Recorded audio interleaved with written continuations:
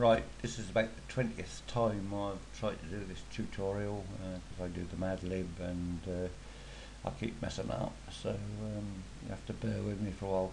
Basically the tutorial is about how to import shapes into Xara 3D such that one shape, i.e. this yellow arrow shape, has one extrusion and the text Harper red has another extrusion. So if I move it down a bit, I think you can see that there's different extrusions on them.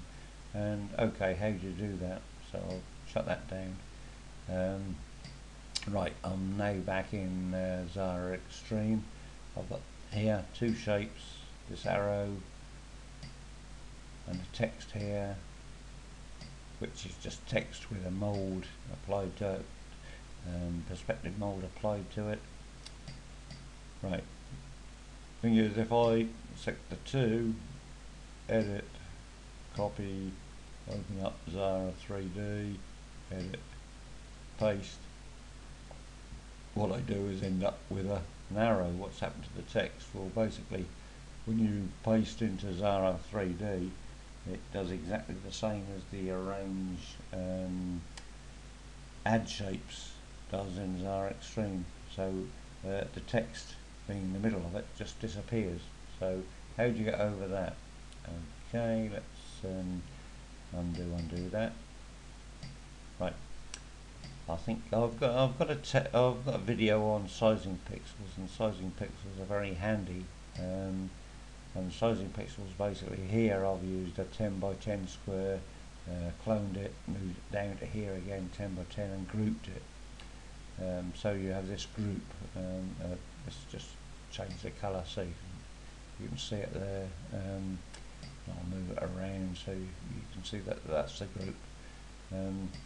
It just ensures that if I select that and that arrow, those two there, when I import those into Xara 3D, they'll maintain their size. Okay, so I'm going to edit, copy, open up Xara 3D, edit, paste, and there you have it. The sizing pixels are here, but don't worry about the sizing pixels. That shape comes in. I'll just move that round a bit, and I don't want the extrusion that deep. So I'm just going to adjust that a bit. Do that and close that for a minute. Right, I'm going to deselect everything. I'm going to select the mold, yeah, and the text, whatever, and the sizing pixels again. Edit, copy shapes, go into Xara 3D again, switch on to the cursor, give it a carriage return, Control V, and that brings in the text, the Harper text, plus of course the sizing pixels. I'm going to open up the text gallery. I'm going to just shift select that Harper text. I'm going to move the baseline shift to 100. Okay, and you see that's okay, but the problem is you see you can only see part of it, and the reason you can only see part of it is the arrow and the text have both got the same extrusion. So holding down the arrow key,